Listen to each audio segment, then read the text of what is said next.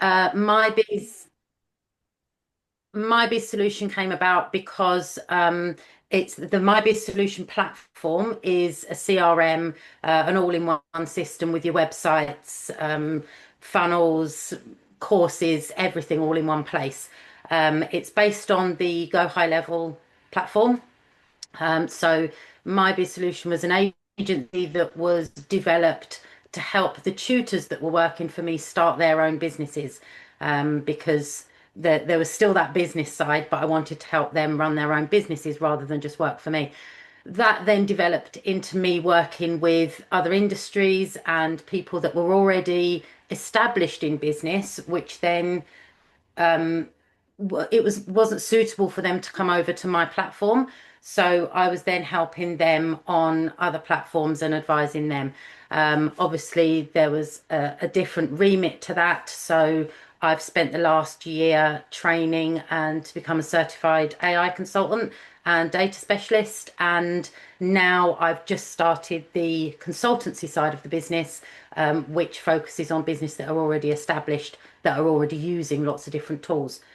The focus of the consulting side is to go into businesses, I can help startups with that as well, getting them on the right course, but to go into businesses, see what you've got, do a full future ready assessment, key findings report, and then go in again and do the implementation assessment, and then a roadmap as to what exactly needs to be done. From there, I can either get the implementation teams in to help companies, or I can go in and do the training myself. Now, linked back to my education background, what I also wanted to do was develop some kind of courses, workshops, whereby I've been speaking with somebody in Big Ideas Wales, whereby I can go into schools, colleges, and do some kind of work related. This is what employers are expecting. And no, you're not going to walk into an employment and use AI and think it's going to do everything for you.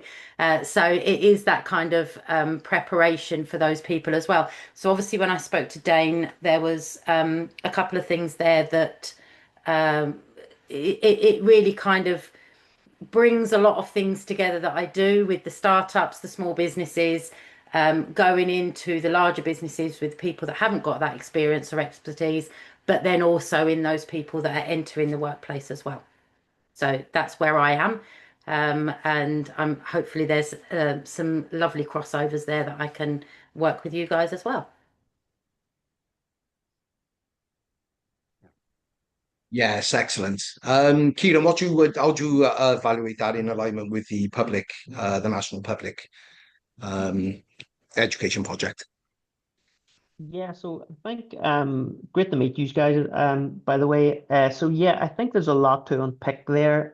Estelle, do you have any documentation or like a curriculum or like a information that you could send across in terms of actually what you want to deliver going forward or what you plan to sort of deliver going forward? Because look, my role in all of this is going to be to identify what funding's out there that potentially could bring yourself in to deliver this. And then secondly, really refine down what is it that we're asking for funding for, because that will then be specific to what funder we go to. Because as Dean said, there's a lot of different funds out there. There's a lot of different grants out there, for example. Now, predominantly my work is supporting voluntary community and social enterprises. So whenever you and the public sector, so whenever you mention schools, for example, youth organizations, that training within those bodies, I think is where potentially this could be really important because it's such an emerging, obviously it's everywhere now, but it is such in its infancy in terms of people understanding it. For example, funders want to see how we're supporting underrepresented groups. So let's say young people, for example, using AI, older people, for example, using AI and understanding it. No, technology in general is a big thing. Diverse groups, certain communities that we want to sort of target and being really specific. We can't be vague in terms of this is going to be a UK-wide rollout, because we're the grant that we're going to be applying for as a CIC in the world of funders, and Dane, we have spoke about this quite a lot. Funders are going to look at us as a brand new organization, which we are. So we do have to start small, and we do have to start in a specific area. So specific area of Wales, for example, is an easy one. You know, we can start there. We can identify one or two schools. We can identify one or two community groups. Obviously, we're involved with a lot of different community CICs, for example. So there's an easy linkage there. Okay, But so for I me, it's think if probably understanding a bit more about what it is that you actually deliver, you know, and having that in paper and documentation. okay, well, luckily for us, Estelle is like in my neighbouring city as well, so we'll probably be looking at Cardiff and Newport to start off the pilot it and get the template there for the communities in that such. And yeah, I think what reflecting on what Keelan just said as well, Estelle, what do you think your target underrepresented communities you'd like to target first? Well, I didn't really know where you were coming from with this, which is why I needed a little more context into what you were doing, because what you deliver to schools, colleges will be different to what we deliver to new businesses, will be different to what we deliver to established businesses where they just need to upskill their staff. So all of those, and those are very when we're talking about going into businesses, what I do is predominantly led by my findings in those businesses and what they actually need. So I haven't got a specific curriculum that I'll go in and right, I'm going to train them on this, because I generally find that you've got one department that needs some help with something and another department that needs something else. With regards to the schools, um, again, there are several levels at which you can go in at that. So you can go in, I know Key Stage 2, Upper Key Stage 2, so top of primary school. I know they've started looking at it, but also you've got Key Stage 3 and 4, but then you've got the readiness for work group.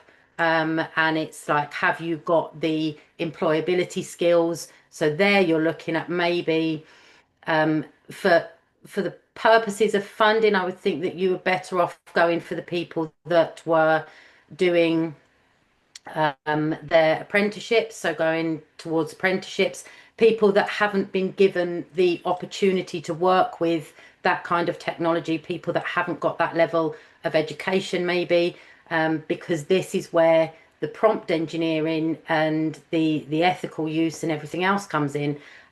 Whereas people that are very high achievers, for example, have generally been open and exposed to that at a higher level. So I potentially I would go in at Key Stage 3 What is Key as Stage 2, by the way? I'm an novice when it comes to this. first half of secondary school, so year 7, 8, and Okay. 9. Okay, so Key Stage 3, the first half of secondary school, purely because that's the group that excuse my bluntness, but that they know it all. Yeah. And they're the ones that don't want to learn anything. They think they know it all. And I had a conversation with somebody that, oh well, I'll just get AI to do it. Many years ago, when people say, oh, I'll just get the calculator to do it, that's fine, but you need to know what to put in a calculator. So I would do something along the awareness side of things, and just highlighting what it can do, but what you need to be able to do to make it work. And hopefully in that would be re-engaging them in the main curriculum, the English, because they realize that they need those skills in order to make those things work. Yeah, And then I and would go into being work ready. So people that are doing college courses, people that are doing retakes, um, and going to that side of it. What safety concerns are there with AI as well? I think this is a critical point. Is there, I know like misinformation or when it hallucinates, that kind of stuff, but can you give me some more clarity on that, Estelle? What kind of safety issues do AI pose as well? This is part of the whole education side, is that essentially don't trust it. You've got to know what you're talking about. So um, if I asked it to do a load of coding for me, I don't know anything about coding. I don't do coding, but I can actually ask it to code for me and make an app and make something. But then if I was to say to you, right, I'm going to sell that code to you, Dane, I've done this for you. I'm going to sell it to you for £300, and then it doesn't work, and you come to me and say, well, it doesn't work. I don't know why it doesn't work. I didn't make it. And it's that you've got to have that understanding of what's going on, and you can get it to write an essay on Romeo and Juliet, but if you haven't read the book, you won't know how to fact check it and whether it's right or not. So this is kind of, that whole security side is part of the educational side, because there's also, people think that obviously don't put personal details into anything that you don't want, but if you was to put all of your financial details in there, and I then went and asked the same LLM, can you give me all the financial details? It wouldn't be able to, because it doesn't store that information. It learns from information, but it doesn't store information. So Right. there's a difference in what LLMs are learning, how they're learning it, and the different models, and then what to use. And there are different models for different things. So, for example, if we in the medical insurance, if you need to be HIPAA compliant, then don't use ChatGPT because it's not. Use something like Claude because that is. So there's different levels for different levels of security and different things. But that all in is the whole education process of it. Excellent. Okay. Yeah, that's very interesting. So it goes back to the being able to effectively critically evaluate and not to take it blindly. Now I am noticing that is happening a lot with AI at the moment. People really do seem to there's a deification. I was speaking to a lecturer the other day, a deification of AI, where they think it's the answer to all their problems. And And it's blind Yeah. not, trust. it creates problems. If you don't use it properly, it creates problems. Yeah. And it just gets you in a big mess. Yeah, absolutely. Brilliant. And Um in terms what of, sorry, and Keith. sorry, guys. Yeah, so in terms of funding applications going forward, the focus very much is going to be on the educational side of AI then, I think is what I can sort of ascertain from our call. Um, so it's then really refining down who is our target for that, in terms of who funders really want to support. So for example, we talked about schools. Now we need to be sort of careful to an extent whenever we look at schools, because funders sometimes look at anything between 9 and 3, so that during the school day, really, funders generally won't fund Hmm. anything during school hours. So this has to be that anything that interrupts with the curriculum, for example. So basically anything that we are presenting to funders, we have to demonstrate that it's over and above normal curriculum programs. It's after school, it's additional, and so on and so on, for the purposes of the application, if nothing else. But also who are we targeting? So just being quite vague around, we're going to target young people. Ideally, we be specific. For example, we target NEETs. So young people that are maybe not in education, young people that are not in employment, young people that are not in training. So young people that are maybe on the fringes of society, or young people that are maybe at risk of getting involved in antisocial behavior, for example, So and with funding at the minute, and linking it to AI, there's a real alignment with misinformation, which you had sort of referred to there, Dean. Mm. Misinformation and antisocial behavior. I'm sure you have seen it all over the UK. There's the riots, there's all this stuff going on, and a lot of it is fueled by misinformation. So for me, there's a real potential educational piece that we can align with uh, funding priorities around that, but also then being specific around, well, how can we roll this educational piece out to older people, people that are maybe very much, lack that tech savviness, for example, the safety piece, being safe online, so linking that to the community safety sort of initiatives that we're looking at as well, Dean, Yeah, and being safe using AI. So yeah, I'm clear yeah. now, in terms of how we potentially could sort of angle that, but we do need to be wholly specific, and I suppose that's what that's what I'll be doing in terms of the funding applications going forward, is trying to refine it to specific demographics and specific target groups. That makes sense. Brilliant, yeah. And So like you if said, so if you Sorry, so if you had the specific target group of let's say college students, they're not their timetable isn't 100%. So we've got college students, apprenticeships, because that can be part of an apprenticeship. An employer could provide that. Pros, private schools. I work in a private school, doing some tutoring still, just because I can't say no. I keep going yeah, back there. But their days, I mean, there's only 16 kids in the school. They're all in care homes and lots and lots of different things. But with regards to that other demographic then of getting back into work or getting into work, that is when is there a possibility to kind of go into the employment centres, people that are looking for work, though, because that's then that demographic of I've come out of school, I'm not actually in work yet, or I've had a break from work and I can't find employment.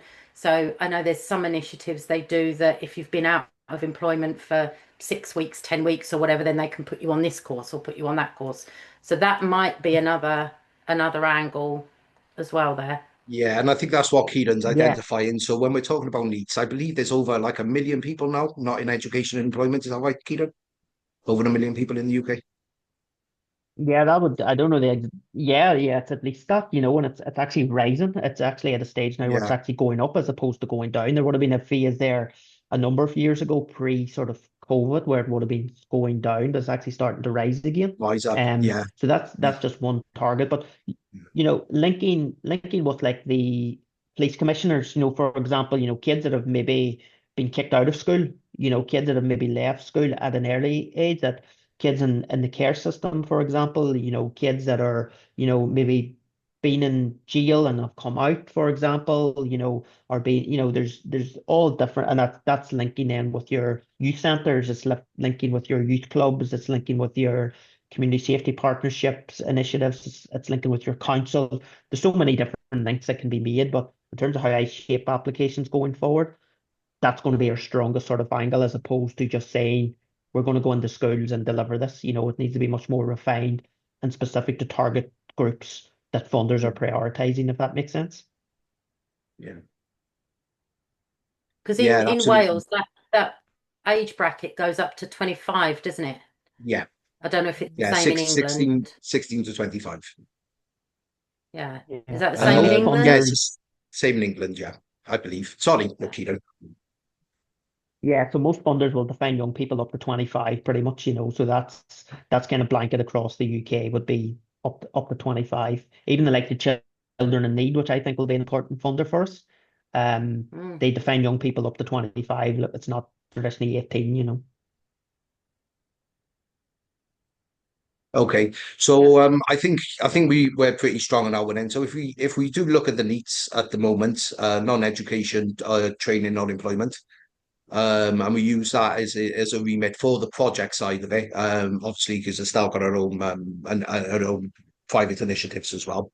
But for the project's point of view, I think if Mhm. we serve them underserved communities, such as people, who have had problems with schooling, the misinformation side, the security side, the safety side, and people who have like come out of prison, and generally people who are not in education and employment, I think that we can be able to fine tune it from there if Kieran's happy to do that as well. And so I think, yeah, from the national groups, so the security group and the public education group, I think that's going to be key for where we develop.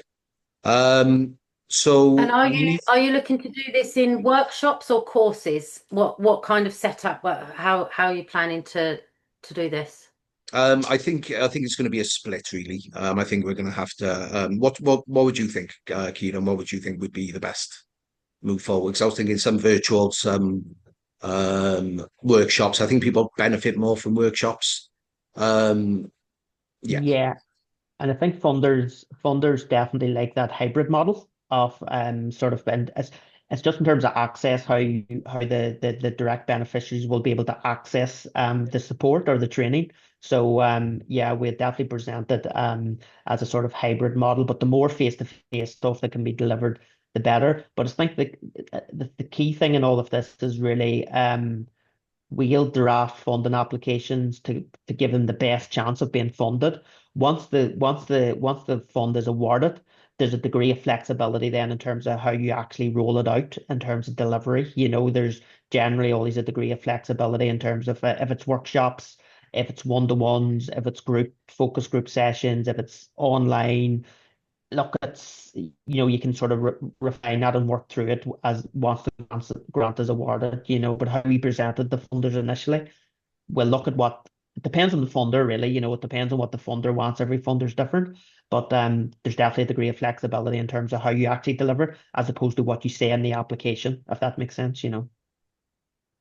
Yeah, providing we're Yeah, actually I'm just sorry, go on. yeah, providing we're actually just measuring the results in it really. So we are getting the results from what we're doing. That Yeah, makes perfect sense.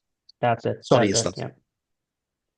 That's right. I was just thinking if you're working with people who are actively looking for employment and trying to build their skills to get into it, they're more likely to sign up to maybe a 3, 4 session course.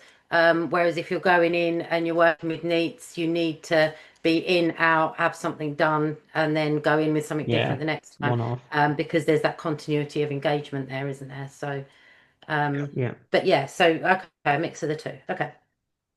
Brilliant. And so operationally, what we're looking at then, because I'm aware now we're creeping up to 12. So operationally, I know Estelle, I know you got like some people around you, but you're pretty much operationally doing things yourself.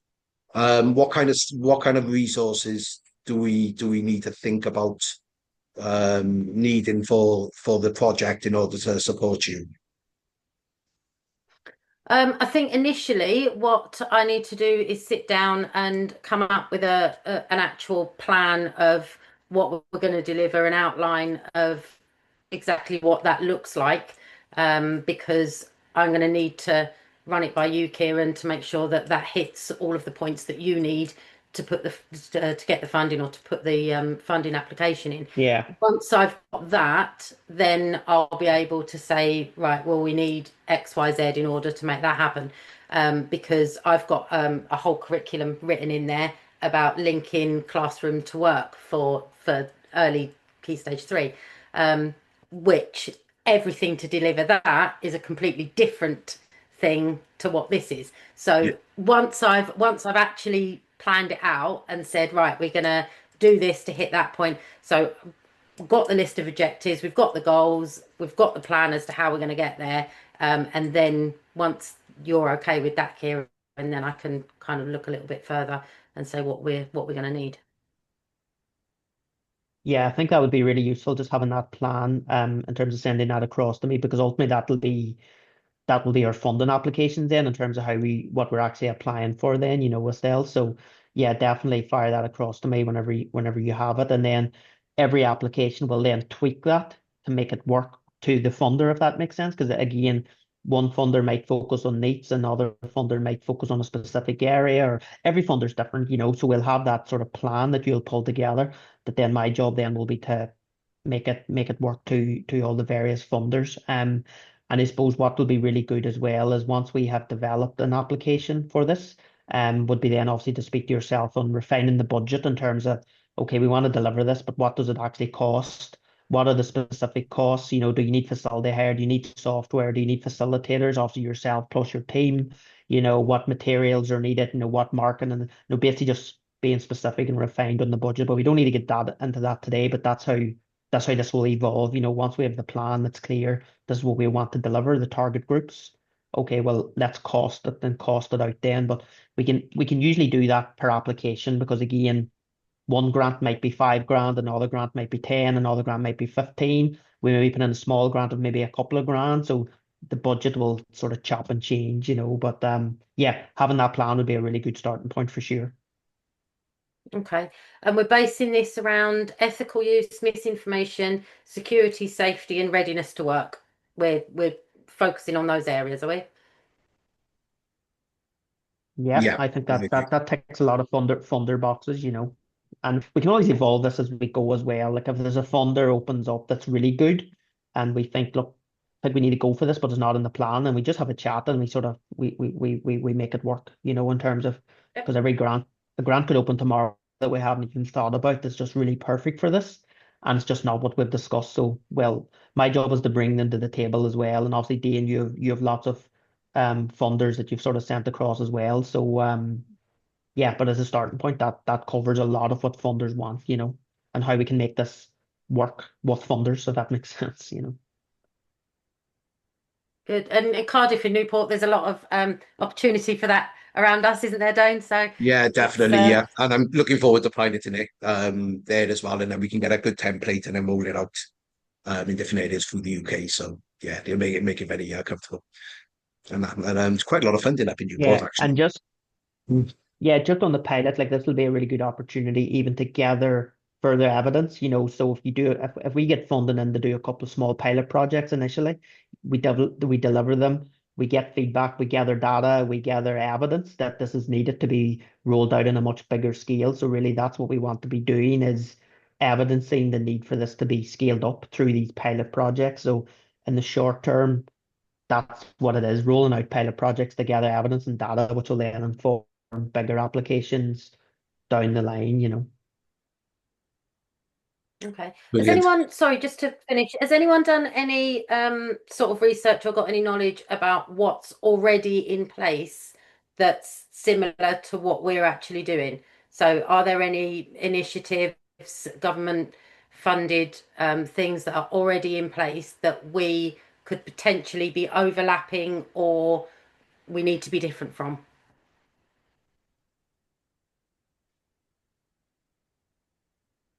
Well, from my point of view, what it looks like, the government has just chucked money at everything. So they just, they just literally just set up a budget. They haven't used it as much as possible. Same with businesses as well. There's still pretty much because this, and you identify this as well as stuff because there's so much new emerging technologies coming out all the time, and they're very rapid. Um, you know, there'll be different projects dealing with different things. But it's more to do with like with us. The differences with us, in compared to like private companies, is we are like a national, well, a public education project specifically to provide public education that people need.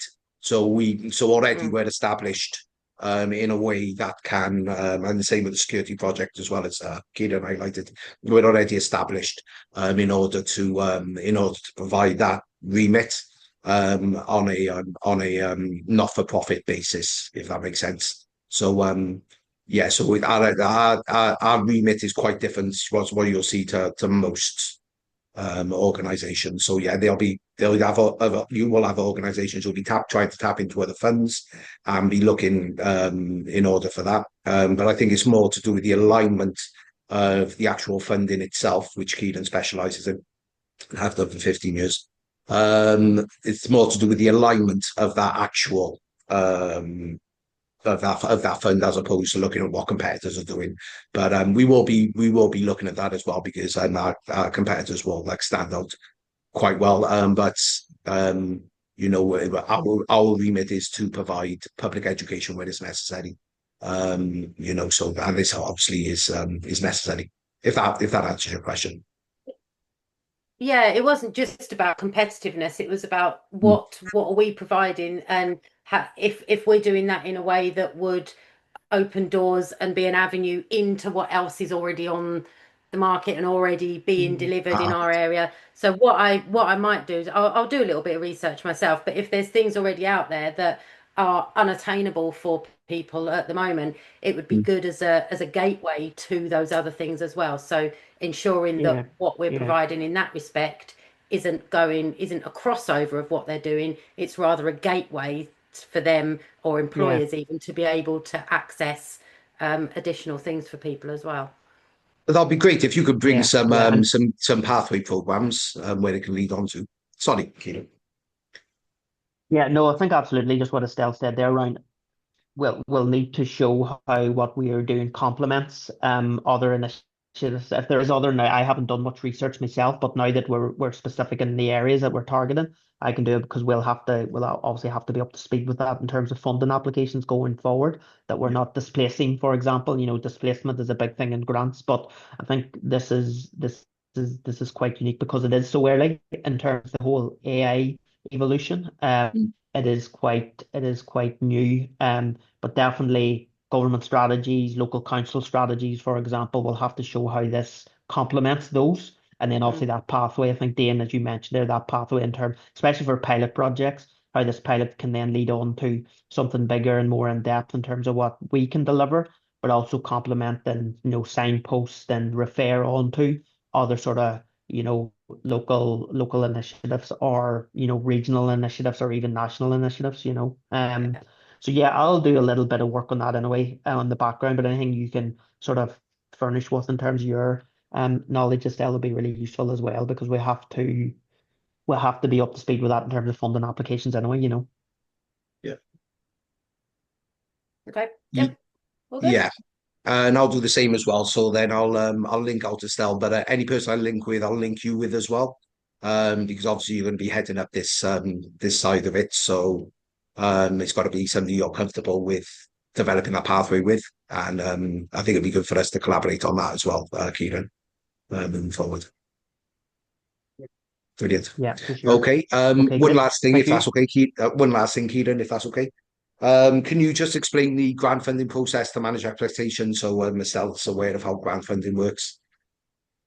Dane, sorry Yeah. to butt in. I'm on the free version of Zoom here, so it's saying I've got 2 minutes and 50 seconds left before it Oh, cuts okay, out. brilliant.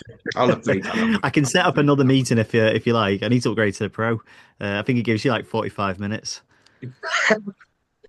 Give a, I'll give a, I'll give a, I'll give a 1 minute overview here. So Okay, funding brilliant. applications, yeah. So we do have to start small because we are a new group in the eyes of funding. So we do have to start small with a pilot project. So basically, it's like steps in the ladder. So we put in a funding application, for a few grand, pretty much. We get that up and running. Funding's a bit like buses. It takes a while for them to come, but once we have a few in, that's the most difficult part is getting the first grant in. So we start small, we build relationships with funders, we prove that we are a fundable organization and we can successfully deliver grants. In terms of putting in an application, it could take maybe 12 weeks, 8 to 10 to 12 weeks for a decision. So it does take a little bit of time. And look, there's no guarantee that we will get every grant, especially in the early days. We will probably get turned down for a few.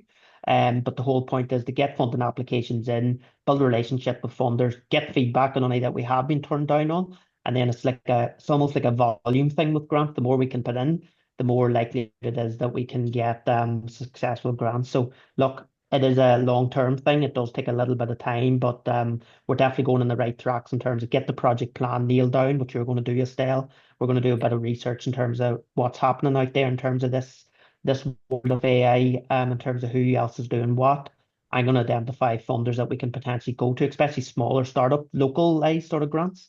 And yeah, once, if the organization set up correctly in terms of the CIC and the paperwork being similar to what we've done with the other groups, then we're good to go. I just see there's a minute left, Yeah, so that's just enough sort for me. of popped up then. Excellent. Okay. Okay, Well, then. if I So, if I work on if I work on those plans, then of can you just bob all your emails in the WhatsApp, and then I can link you all in the emails, brilliant. and I can share those with everybody. And then once you've got them, have a read of them, and then we can come back and collaborate, and then go from there. Excellent. Okay, then. Perfect. Gemma,